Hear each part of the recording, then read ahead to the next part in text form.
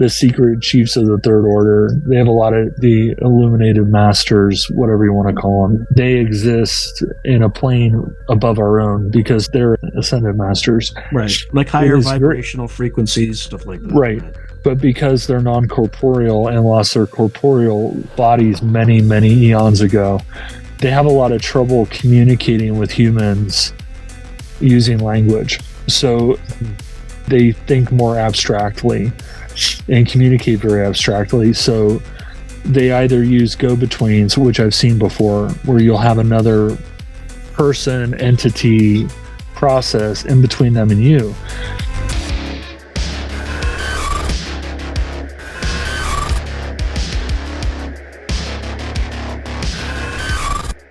Welcome back. I'm here with Olav Phillips. Olav, how you doing? I'm all right. How are you? I'm doing well. All right. So there's this book your publishing company put out called Secret Cipher of the Ufonauts. And yes. I came across it because there is a tool that you can go to on the website. I think it's like thesecretcipher.com. Correct. So if you type in thesecretcipher.com, and I'll have the link below, you can type in your name, and there are associated words that are similar to your name according to certain principles of this secret cipher, of which you'll discuss. Yeah. And I got some strange, really weird results. So you did. We're not necessarily going to discuss that, or maybe we'll see. We'll see where the interview goes. Well, I can explain it real quick. Okay. Yeah. Explain how it works and what it is and why it's significant. So basically, when Aleister Crowley wrote the Book of the Law, he was told by the entity that he channeled that there was a hidden cipher within it that would reveal secrets. And so in the 70s, there was a guy in England that actually found this cipher. It's called the ALW cipher, the cipher number 6, but it's hidden within the Book of the Law in a grid. And basically the reason they call it the ALW cipher is because it's a substitution cipher where each letter has a numeric value, and A is 1, L is 2, and W is 3.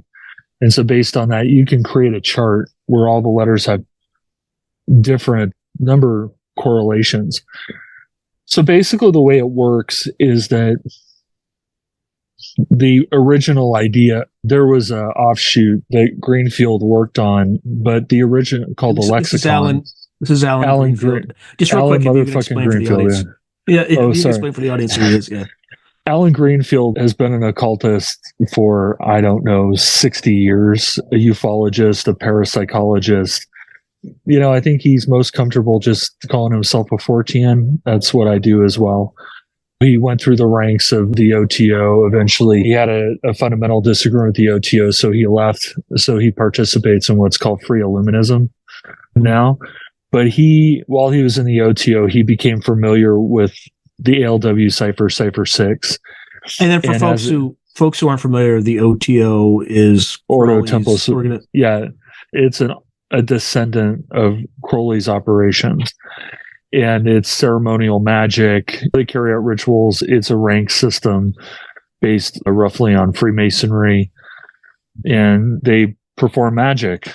Greenfield is quite the magician. Magus, I guess, would be the more proper term.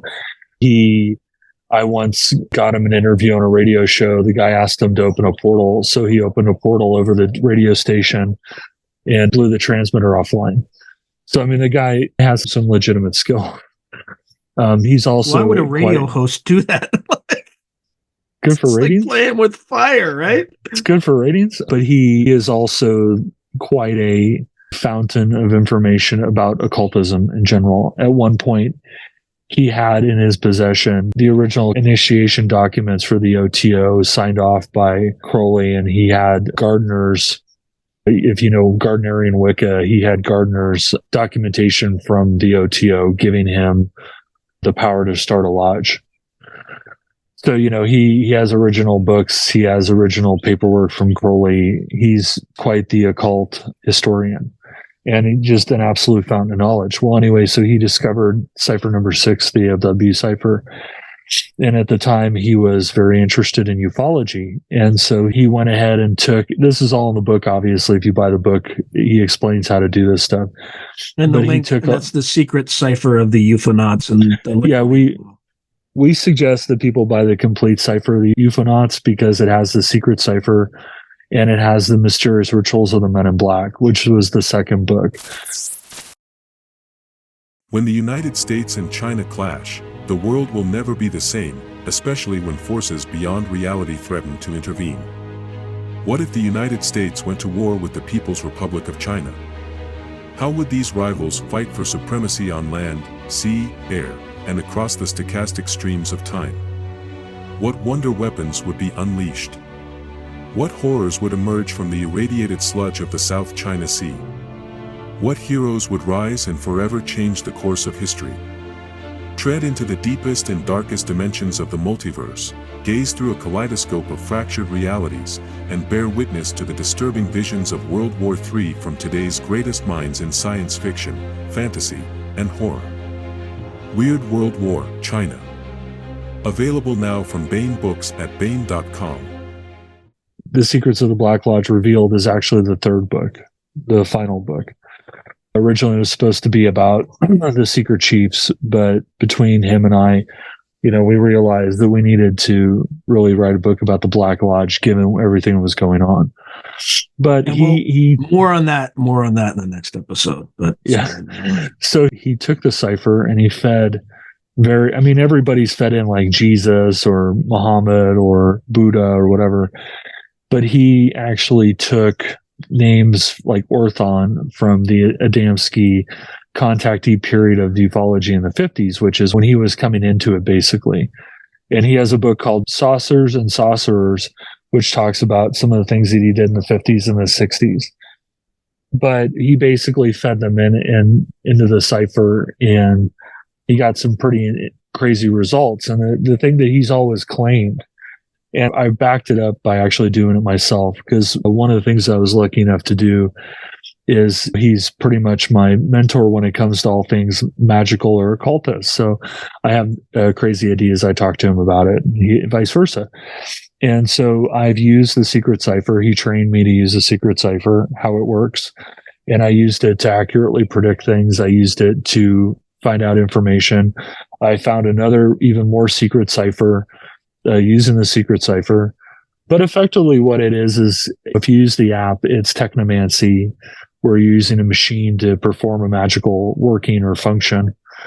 And you put in a word, in your case, you put in your name, and it ascribes numerical values to each letter and then adds them up. And then it scans Crowley's Book of the Law, which was the instructions. It scans Crowley's Book of the Law to find other statements within the book that correspond to the same numerical value. So let's say you put your name in and the numerical value is 93. 93 obviously is the number of the secret chiefs. It's a very magical number. But let's say yours is 93. And let's say that it finds a statement in the Book of the Law, which is, and Hathor's crown, right? That also equals 93. So when you get the output from the website or the iPhone app or whichever thing you're going to use, when you get the output, one of the outputs that you see will be of Hathor's crown, because its value is 93 and your name is 93. Does that make sense? Yeah. So, I'll just tell the audience this because it was pretty odd. I'm not going to get too deep into it, but for the past 2 years or so, like, I'm seeing hawks everywhere, like hawks flying over me, hawks landing on trees right in front of me, hawks circling around. I've seen hawks fighting ravens in the sky. That happened this year. It's a sign. And then owl. You obviously saw the multiple pictures of the owl that landed on. Go ahead. Well, that's so.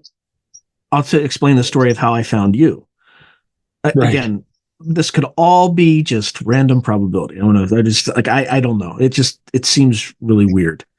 So yeah, it does. I have merch on my site. Okay. And that day I just named the owl Marvin, and I just put him on the site. Well, one of my patrons who follows it, he's like, when did you name that thing? I'm like, what do you mean? And it turned out that I guess there's, he'd been seeing a lot of crows, and he had kind of named a crow Marvin. The other weird thing that I learned is that the Egyptian symbol for the phonetic sound of M is an owl. Right? So all this stuff's done completely unconsciously. Anyway, he refers me to your cipher on the website. Right. So I type in my name, the full name, Sean Patrick Hazlett, and I get the following results. In the top 3, I'm not going to read all of them, but number 1 is enthroned in Ra's seat. And the third one is the hawk-headed mystical. For folks who know anything about Egyptology, at various times, Horus, the god Horus, is synonymous with Ra, as is the hawk-headed god, right? So I'm like, that's weird. So then I looked up the publisher of the book, which was, you. Yes. And I'm like, oh, this is interesting. This is a really weird result. I should reach out to this guy. And then it turns out that the address of your publishing company, or at least the P.O. box, is a mile from my house. Right. Which is, so I'm like, there's some weird. So I reached out to you, and go ahead. Well, that's synchronicity, right? That's part and parcel of how these things work. One of the more famous uses of the cipher was in a show called Hellier. And everybody has probably seen Hellier. Well, they refer to the secret cipher extensively. And they interviewed Alan for the show. And one of the things that they came, and I have my own beliefs about Hellier, but all good, by the way, but one of the things that happened was that they found a balloon. And so now they have a lot of symbolism around balloons, that they'll do things and balloons will appear. Not long after I watched this show, I started to encounter balloons as well. And again, this is synchronistic. When I found that other cipher using the secret cipher, I found a graduation balloon, which basically effectively meant that I was graduating to another level. But much like the secret cipher itself, as you saw, the output of it is metaphorical. And the way that the secret chiefs see, when you run the cipher, the secret chiefs of the Third Order, they have a lot of the illuminated masters, whatever you want to call them. They exist in a plane above our own because they're ascended masters. Right. Like higher vibrational frequencies, stuff like that. Right. But because they're non-corporeal and lost their corporeal bodies many, many eons ago, they have a lot of trouble communicating with humans using language. So they think more abstractly and communicate very abstractly. So they either use go-betweens, which I've seen before, where you'll have another person, entity, process in between them and you. And that could be you seeing hawks. That could be you seeing a balloon. That could be you being contacted by another person or another entity. It depends on how you're engaging with it. What I would suggest is that when you see those hawks, those are a sign. And the sign, from what I've seen, the place and the time and the action that you're undertaking at the moment you see the hawk is the way you figure out what the message is. So let's say that you're at work and you get a raise and you're driving home and you see a hawk. The hawk is significant, or you're driving to work, you see a hawk and then you get a raise. The hawk is telling you something's about to happen, right? And then something happens, or something just did happen. If you got the raise and saw the hawk, it's confirmation. If you see the hawk and get the raise, it's premonition. Now, right? It's what do you make? Now, what, again, I don't want to make this about me, but what do you make specifically about that result? Because the hawks came long before that result, right? Sure. Like, if somebody started seeing hawks all the time after getting that result, I would be a little bit more suspicious because of attention bias, confirmation bias. But this thing just came out of the blue. Yeah. Yeah, and I think that shows that it was a symbol before you knew it was a symbol. You found out it was a symbol, now you can interpret it, but it's always been there. And by the way, there's also been lots of Horus imagery. Sure, but again, before that, it's always existed. You were just unaware of it. And so what that tells you, for example, the number 93, when you see the number 93, it means that the secret chiefs are watching, or more in a lot of cases, including my own, if you see a 93, it's indicative of where you're supposed to be, whether you're joyous, whether you're suffering, whether it's a good day or a really bad day. If you see a 93, it means that the secret chiefs are with you and you are where you're supposed to be, doing what you're supposed to be doing. And again, this goes back to Joseph Campbell's concept of the heroic journey, the hero's journey, that as you journey on your quest, you will go up and you will go down. Sometimes you'll even go sideways. But eventually, all of those events where you're having good days and bad days and sideways days, the end result is a product of the journey itself. So, when I see a 93, after I wrote the book with Greenfield, I had quite a bit of bad things happen. But as the bad things are happening, I'm seeing these 93s and it's telling me, these bad things are happening, but this is the way that it's supposed to be. That you just have to accept that some bad things are going to happen as a result of what you did, but you needed to do it. Right. So in your case, I would suggest to you that the dates and the times and the actions that you are undertaking when you see these hawks is probably indicative. It's probably like a balloon to me. I thought the balloon thing was pretty funny and interesting, and I thought it was a good idea. And so that's how I've communicated with the secret chiefs in other ways that I can explain to you how to do. But in my case, big deals get balloons. So if I see a balloon on the side of the road, I literally stop and pick it up because I want to see what it is, because it's sending me a message.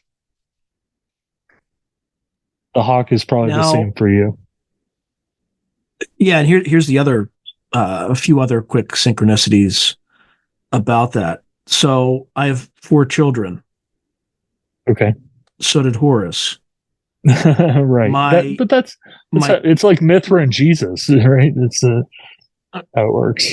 Yeah, I have my confirmation name is Michael. Apparently, right. And I just discovered this recently, the Archangel Michael is a stand-in for Horus. Yeah. So but the thing is, I have no idea what that means or why, if it's important at all, or if it's just all sheer random coincidence. Well, it's like me, I'm a terrible tarot card reader. I can do a lot of stuff. I've studied a lot of things, but I'm a terrible tarot card reader. But the one thing that I know, I always forget what they all mean. But the one thing that I know is that every time I get a tarot card reading, or I fiddle around with tarot cards, if I fiddle around with tarot cards, there's this idea that when you're manipulating the tarot cards, there are cards that will jump, meaning that you're shuffling the deck and cards will fall out. Those cards are very significant because they're being brought to your attention. So you should pay attention to that versus just dealing them out. And every time I'd get a tarot reading, I always get the Empress. Every time I get the Empress. And every time I shuffle a deck, the Empress pops out. And I kept thinking, why is the Empress always popping out? It has to be more than just what the tarot deck says the Empress means. And so I did a lot of research, because a lot of these things are very arcane and they take a lot of time to figure out, like the Archangel Michael and Horus. Well, in my case, I discovered over time, and using the secret cipher, by the way, that I am associated with an archangel named Haniel, which isn't commonly known. Most times, you know the big ones. Well, Haniel is an archangel, but Haniel is actually the only archangel that manifests as a woman. and she's the archangel of love and knowledge and a lot of other stuff. But the Empress card maps to Heniel. And so once I realized that, they still pop out, but now I understand why. It's because it's reminding me that Heniel is my archangel. And this is common. Go ahead. Any relationship between Heniel and Hathor?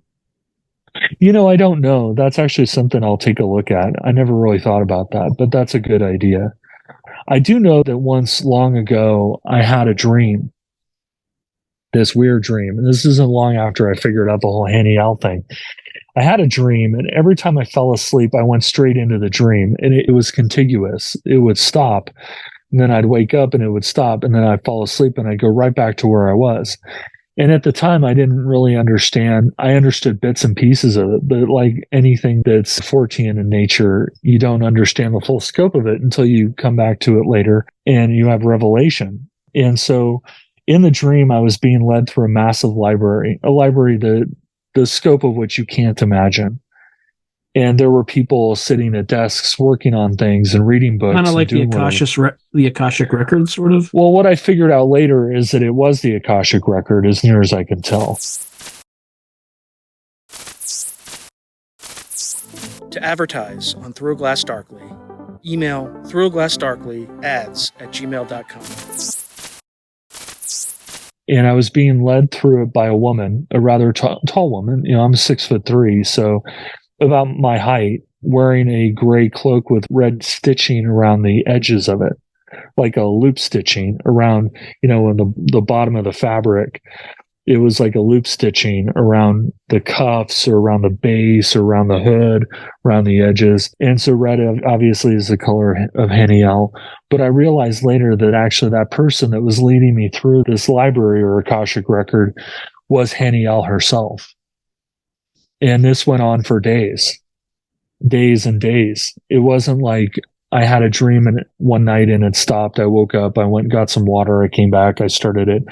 It actually went on for 3 days. And 3 again is a very significant number. But it was quite the experience.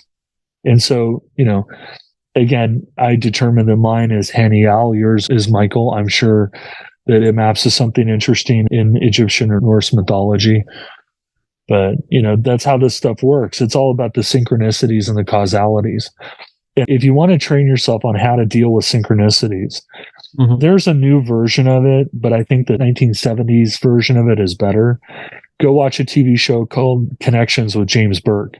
If you watch Connections with James Burke, you'll understand how synchronicities and causality works. Interesting. And retrocausality, right? Yeah, retrocausality, yeah. Can't forget retrocausality. That's most of it because you find out about it later.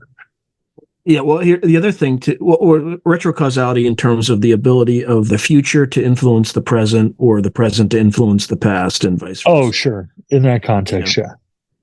Right. But you have to understand when you get far enough down, I think you start to go toward the island hypothesis where, time is nonlinear and that you jump from island to island. Say more about that. I'm not familiar with that. Sure. So there's a notion that the time itself, we perceive it to be linear, right? Because we're stuck in a causal loop where we've developed a time system and we use watches and chronometers. We have calendars. And our perception is that it's linear. I take one step forward, then another step, then another step. But there is a theoretical model that says that time actually is not linear at all. That what it is it's a series of hotspots that you step from one island to another versus it being linear. I mean, it ends up being linear, but time exists in bubbles, basically, versus a linear path. Now, is this an esoteric definition? Is it a bulk universe interpretation? No, it's a quantum mechanics model. But I think that it maps to esoterics because in esoterics, the notion of time is relative because it's this idea that time exists all at once. Yep. Yeah, just different frequencies, basically, right? Different frequencies, different planes. Yeah. There was a good Twilight Zone a long time ago where the guy was slightly out of phase and he saw the people like moving the cars and rigging things up because he was stuck between seconds. Yeah, according to quantum mechanics, right? We're not really solid. We're just vibrating at a certain frequency. Or, I mean, it's not. I'm it's making true. it sound much, but I'm making it sound much simpler than it really is. Like at each level, molecules vibrate at a certain frequency, then DNA vibrates at a slightly different frequency. Well, because the rate of vibration. We're all made up of electrons and protons and atoms, and the difference between, the soda that I'm drinking, the fluid, and this chair, the solid is just the vibration of the atoms. Right, exactly. And then it's just the faster, slower. Yeah. Which could kind of fit a scientific model of a lot of the phenomena that if something is vibrating at an extremely high frequency, right, we wouldn't see it, right? It's like looking at a ceiling fan that's vibrating much faster. You don't really see the individual blades. You might see like, a part of it. I heard a story once from a guy who knew Carlos Santana, and he went to visit Carlos Santana at Carlos Santana's compound out in Hawaii, and he was sitting there. They were all eating like ice cream sandwiches because apparently Carlos Santana loves ice cream sandwiches, and he keeps like freezers everywhere filled with these ice cream sandwiches. And so there were some workers who were there adding on to his house or doing something. And so he said, everybody's going to take a break. It's ice cream sandwich time. And so they're sitting there, and this guy's talking to Carlos Santana, and Santana's telling him, look, if I play my guitar at the right frequency, I can pass through walls.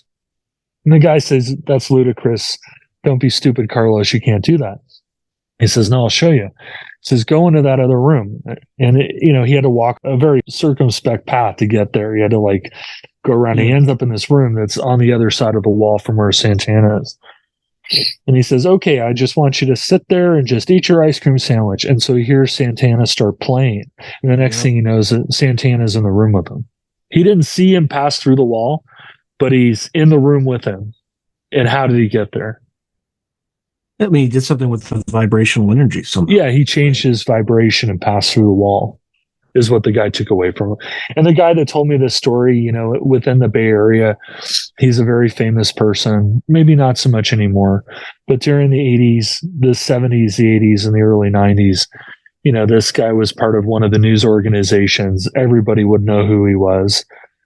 If you were around the Bay Area in the 80s, 70s, and the 80s, you would know exactly who this guy is. And he told me this on an airplane to CES.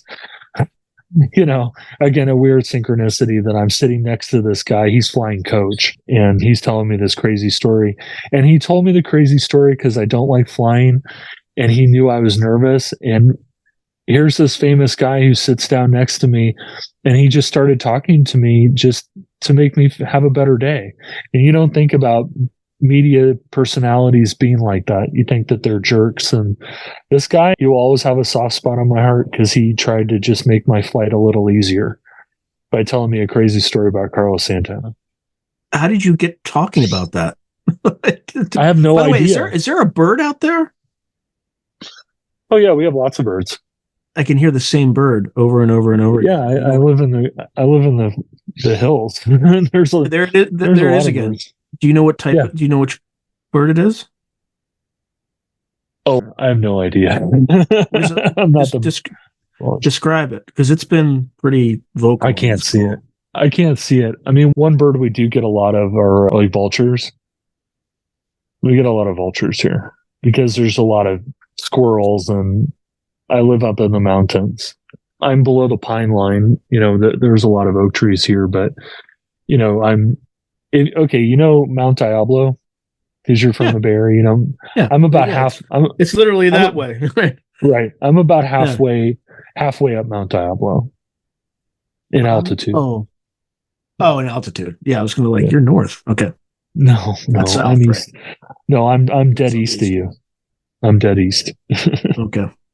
I'm when you pass by Yosemite and you start climbing up into the mountains. Oh yeah. I've been there with a bad car, and you're like, I don't know if this is going to make it. Okay, so this is part and parcel of the notion of what you're experiencing is what's called synchronicity, and you need to chart. You would be wise to chart the synchronicities that occur. And by chart, just like in terms of record them and then what happened? Yeah, I mean, have a journal, write down the time and the date and the location, what you were doing and what you saw. For me, it's a little easier because I get balloons, so I keep the balloon. Here's another. Again, it probably could mean nothing, right? But right after I was on Coast to Coast AM, I was talking about what a Chinese invasion of Taiwan might look like. Okay, I have a national security background, right? So, which would probably explain the whole St. Michael thing. But it'd be bad. Right when, it would be really, really, really bad. We'll talk about that some other time. Yeah, we could talk about that some other time. Well, again, another hawk synchronicity. I once had a dream where I saw a 3-winged hawk. There's nothing in Christian literature about that. With angels typically have an even number of wings, but I think in Islamic iconography, there's you get 3-winged, whatever. I don't. Anyway, 3-winged hawk. I felt like a protective guardian sort of feeling from it. The next day, I'm sitting in front of my computer, and the front door blows open. Okay, and which happens when it gets windy from time to time. Our front door's not great, but. So I get up, I go toward the door to close it. I'm like, it's a nice day. I'm going to go just walk out my front door. As soon as I walk out my front door, a hawk swoops in at eye level, like flies right over my head and then lands on a redwood tree. And you can see that, because they're big animals. Yeah, they're very big. Yeah, you can see the thing, the top of the tree shake. But again, it could be attention bias, could be confirmation bias. No, I mean, you can explain it away. What I try to tell people, and I write it in a book if anybody ever asks me to sign it. I say, the signs are all around you. You just have to look. And the synchronicity of a door blowing open, you walking out, and a hawk landing on a redwood tree, which all has its own significant message to you. That seems a little synchronistic to me. And you had a dream about a 3-winged hawk the night before.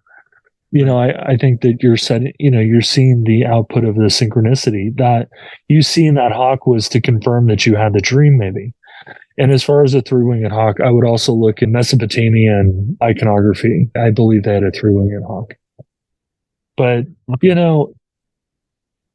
that's how this works. And, in the case of Hellier, I think Hellier opened this notion up to a lot of people. I believe that Hellier is a magical working in and of itself. The people, if you're willing, because remember, consent is always required for magic. And if you're willing and open to it, I think you become part of the working of Hellier. You got a raven outside right now. Yeah, there's definitely a raven around here somewhere. I can hear him, but I can't see him. Yeah, that's not. Yeah, again. Oh, yeah, I see a lot of those too. Well, I was in a bad spot in my life once upon a time, and I do firmly believe that God's behind me somewhere. Gods exist, but I think that my own view of it is that they're basically all the same thing. It's just different manifestations based on what you want and are most comfortable viewing. So whether you get Ra, or you get Horus, or you get a hawk, or you get Saint Michael, or not Saint Michael, but Michael the Archangel, they're all the same thing. It's just different. Saint Michael, and it's the same thing. Saint Michael's also. Yeah, but it's in his flaming sword and all that. You get what you're most comfortable seeing because it's how the universe or the secret chiefs are manifesting to you in order for you to be able to ingest the information. In fact, there's a system that you can use that I developed where if you want to interface with them, you can. But when you do, one of the most important things is that everybody has a question, right? Everybody wants to know something. Well, what's going to happen to this or to that or whatever. I think the one thing that I figured out over time is that, and a little advice from Alan, is that when you ask the question, you always have to say in terms I can understand. And I remember once I asked, I'm like, at the time I was single, and you always want to know who's my soulmate, right? And so, I was dumb enough to ask such a trivial question. And I said, in terms I can understand. Right. And so what I saw going through that was basically a film reel. I was in a black void, and at the bottom was a film reel. And, you could say that I was dreaming or whatever, but, it seemed pretty real to me at the time. And the film reel would scroll across the bottom of the screen, right, like where my finger is. And it was going right to left. And there were like little cells, and the cells would have a picture of a person. And then sometimes it'd move faster, sometimes it'd move slower. Sometimes the cell would lift up, and sometimes it would lift up and grow bigger, and sometimes it would go down and get smaller. And it would scroll by, and there was videos, there were photos, it was men, it was women, it was all kinds of... This is a dream you had, right? Right. I put myself into a communicative state, and I asked that question, and this is what I was shown. And so I had another oddly premonitional experience like that too. But what I took away from that is that when you ask, for example, who's my soulmate? Well, you have a lot of different ones. And some are too better. Open of a question, right? Right. And some of them are better than others. And so that's why it would slow down so that I could see their faces. And in some cases, it would open up and become bigger so that I could really see who they were. And they were all colors, they were all heights, they were all looks. And again, these are people that would be penultimately compatible with you, is what it came down to. This system itself literally answered my question in terms that I could understand. Did you ever meet any of those people or date any? Some of them looked awfully familiar, but I couldn't place them. It's that kind of weird. I know I've seen you somewhere. And that fact, when I sat and thought about it for a while, because a lot of times with esoteric stuff, you have to kind of sit and ponder it a little bit to try to understand what you experienced. And after sitting and pondering it for a while, I realized that these people are all around you.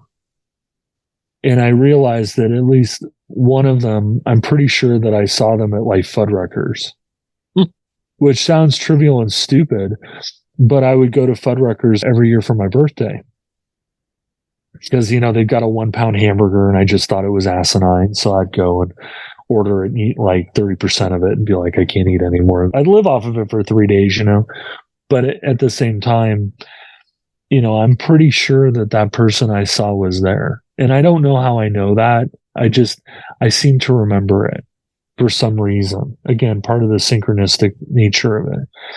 But they're all around you. And what I was saying about signing the book, I always tell people the signs are all around you. You just have to look, or you have to be brave enough to look. And so, these people are all around you. You just have to be brave enough to find them. All right. So what's the significance of the Raven going nuts during that last... I could hear it the entire... You have to understand that, like, I see ravens, owls, and hawks constantly. Well, also hummingbirds. And this happens in interviews where when I was talking to Mike Clellan, the owl guy, we were talking about hummingbirds, and sure enough, a hummingbird shows up outside his window. In this interview, we were talking about hawks and, owls. Oh, I was going to tell you a story about a raven. So, yeah. I think these things are all manifestations of the same thing, just represented the different way masks. that makes it. Yeah, different masks. Yeah, the multi-masked God.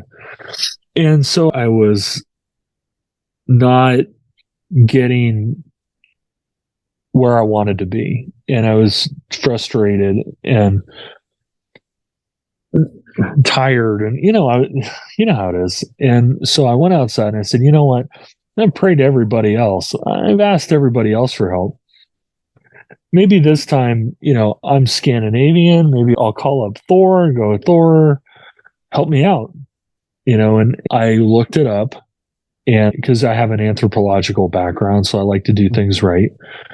I looked up the procedure. I called forth to Odin and Thor and Freya. And given what I wanted, these are the 3 individuals that could make it happen for me. And so the first time, I got a thunderclap when I did it. And this wasn't in California, was it? Yeah, it was in California. It was in Which never happens. Like, never. Yeah. Well, it doesn't happen where you live. Rarely. We get thunder and lightning like you wouldn't imagine here. Like horizontal lightning. It's pretty cool. in that, you're part of California, not in... Yeah. Not where you are. You don't get anything. It barely rains. But anyway, which is weird because it's near the ocean. Anyway, so I waited and nothing really came about. And so I did it again. And I said, okay, nothing happened. You got to help me out here. And I don't know. I just got a sense of something's going to happen.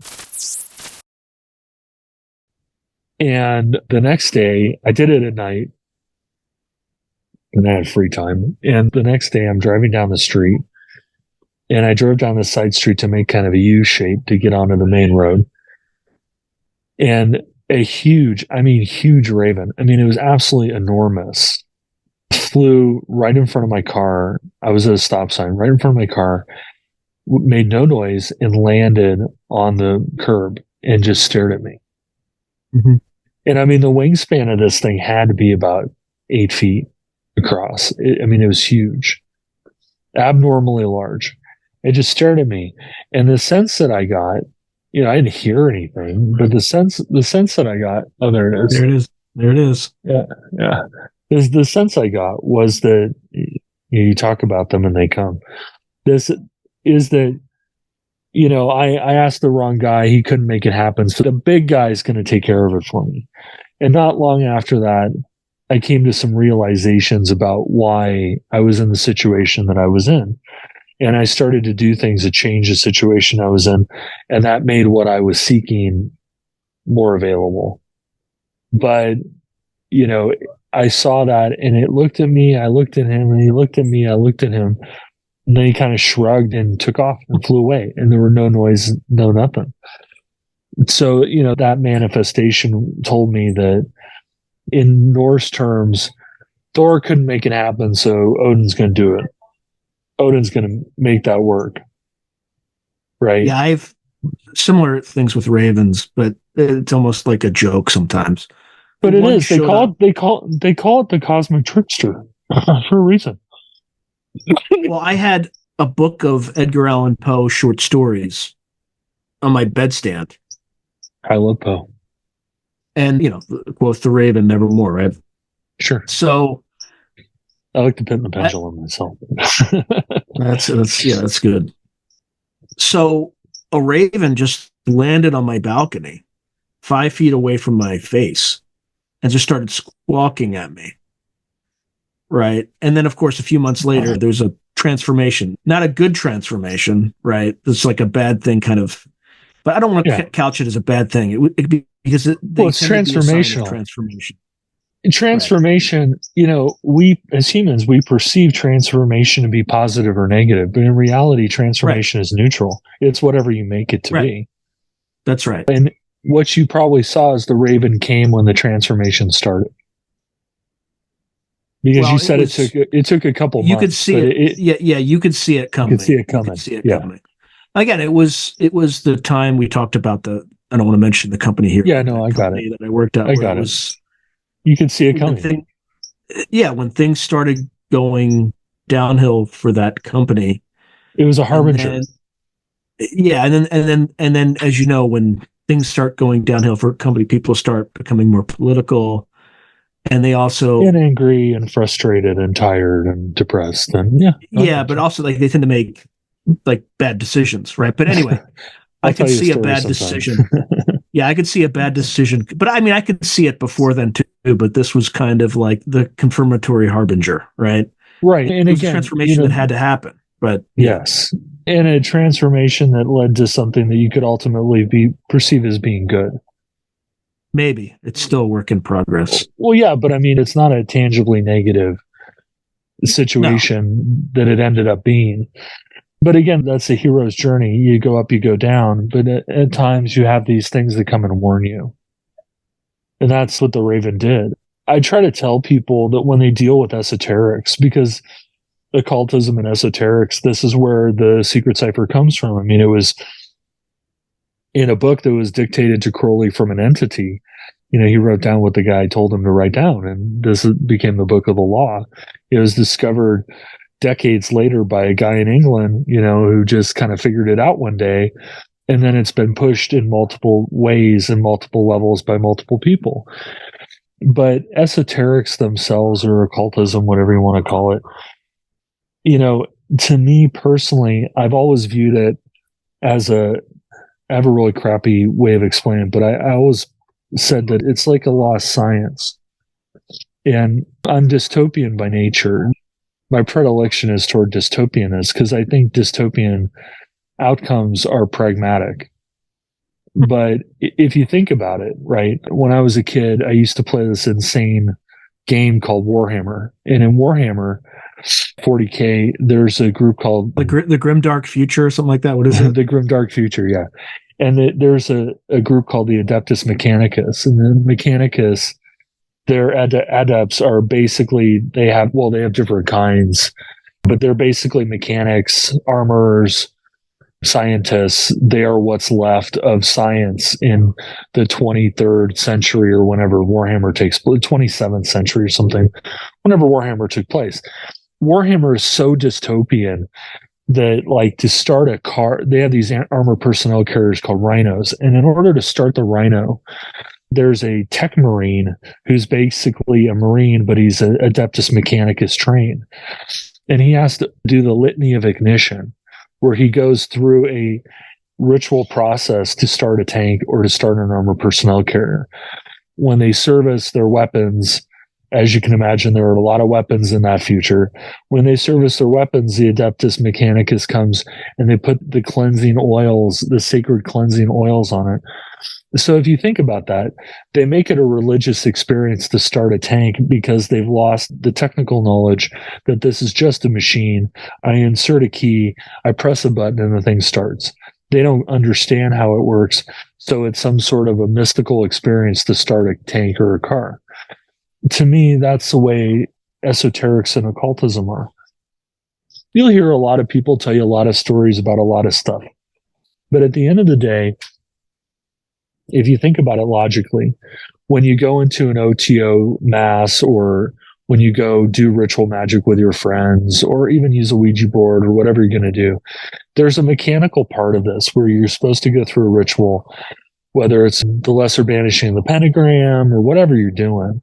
There's a process. There's always a process and a procedure.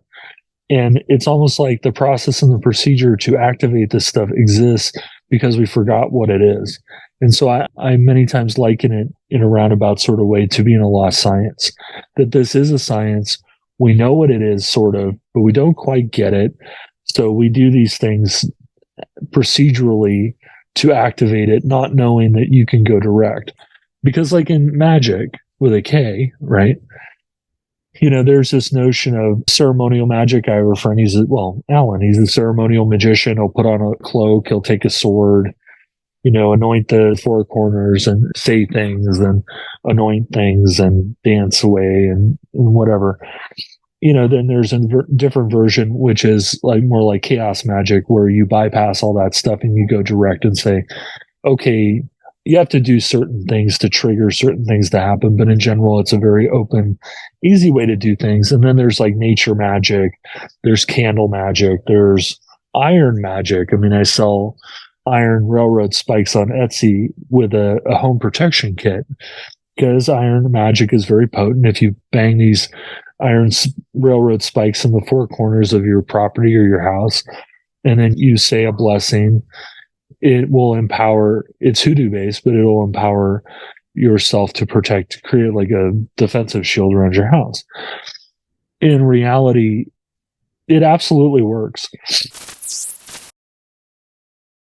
I've gotten many testimonials that it works, but the process, the mechanical process of doing it is triggering something that we've known for 10,000 years, but we forgot. So, it doesn't surprise me.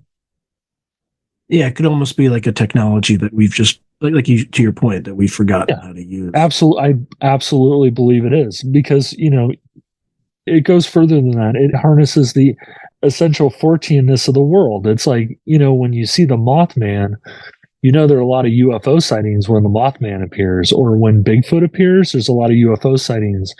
He appears in areas of high UFO concentration, where there are cattle mutilations, there's human abductions, there's disappearances on the Pleiades missing 411 map. These are all places that Bigfoot appears. Well, is Bigfoot, an alien. He's the interdimensional. If you ask the Native Americans, he's a forest spirit. If you ask somebody else, he's tangible and they think they can hunt him. If you ask a 14, they say, I don't know what he is. He's just weird. That's why it's 14. Does he come from a UFO? Does he come through a portal? Does he just live in the trees? Nobody knows for sure. So are there any dangers with this? I mean, all sorts of technologies can be used for good and for evil. A technology tends to be neutral in many ways. It just depends on how it's used. What's your view on that? Yeah. I mean, I've always believed that the universe itself, applying a non-denominational model to spirituality, I think the universe is neutral. I think the universe, I had this argument the other night. I think the universe is not fundamentally good or bad. I think the universe is about efficiency. And I think the universe wants you to be optimally efficient, but if you don't do what the universe says, then it's going to redirect you toward efficiency. But at the same time, I believe that there are entities out there and there are people that are out there that are evil and bad, and there are people out there and entities out there that are good. And I believe that there is just an absolutely apocalyptic struggle between the good and the bad. I do believe that. And I do believe that there are negative people and beings and entities out there. And I do believe that there are people that try to harness it using things like Goetia or other methods. I've seen people trying to manifest dark spirits and, the darkness overtakes them, right? And I've seen people try to manifest good spirits and goodness and kindness overtakes them. So yeah, I mean, I think the universe is fundamentally neutral, but I think that there are bad things out there. And I think obviously the Black Lodge, you can tell by its name, it's a fundamentally bad organization that does bad things. You teed this up perfectly, my friend. Yeah. Is it the devil? I don't know. Is it a bad thing? Yes. Do you want to call it the devil, Lucifer, or whatever? Sure. Call it that. Call it whatever you want. Beelzebub, Hades, Hell. Hell is the Scandinavian goddess of the underworld. But yeah, there are bad things. And again, the Black Lodge is an organization of bad people that do bad things. All right. Well, with that, thank you very much. Let's end the episode on that note so we can tease folks for the next episode. So coming next week. Yeah. Well, we'll see. I don't know if it'll be contiguous or if it'll be something in between, but coming later, sometime in the nebulous future. Yeah, and sometime in the grimdark future, you will see. Right. About the Black Dark. All right. Thank you very much, Olav. Thank you. If you enjoyed today's video, please hit like and subscribe, and also hit the notification button so you can be notified whenever I post new content. Thank you. Now, if you're enjoying the channel and you want to support it, there are several things you can do. In fact, there are 5 things you can do. The first thing you can do is just buy my books. I got plenty of books out in the market right now, and I would prefer that folks buy a book rather than giving me direct support because they get something out of it. They get a real tangible product. The second way you can support me is by becoming a member on YouTube or becoming a patron on Patreon. And just go to either site and it'll explain everything.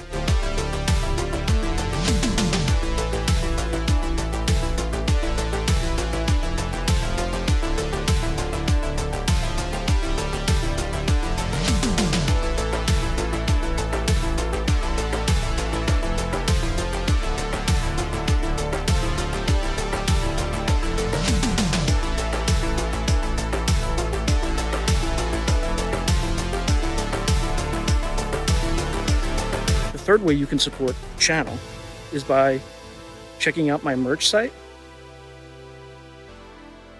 which is here. There's plenty of stuff that you can get to support the channel. And I'd appreciate that you have it and can wear it. Not only do you help support the channel, but you also help promote the channel, and I appreciate that. The fourth way that you can support the channel, and this is really easy, is anytime you want to buy something on Amazon, literally just go to the description below and click on any link, literally any link. The channel gets a cut of that, and it costs you no extra money. You just go through the link, as I'm part of the Amazon Affiliates Club. The fifth and final way you can support the channel is through donations. Now, I don't prefer these because it's more of a expression of gratitude, but you don't really get anything out of it as a subscriber to the channel. However, if you decide to do these options, there's two options. There's Buy Me a Coffee, which is a separate site. And there's also, you can go through YouTube with either a super chat, super sticker, or a super thanks. Again, I prefer Buy Me a Coffee because that organization takes less money than Amazon does. But either way, I appreciate any support you are willing to give the channel. So thank you very much and keep watching. I really appreciate it.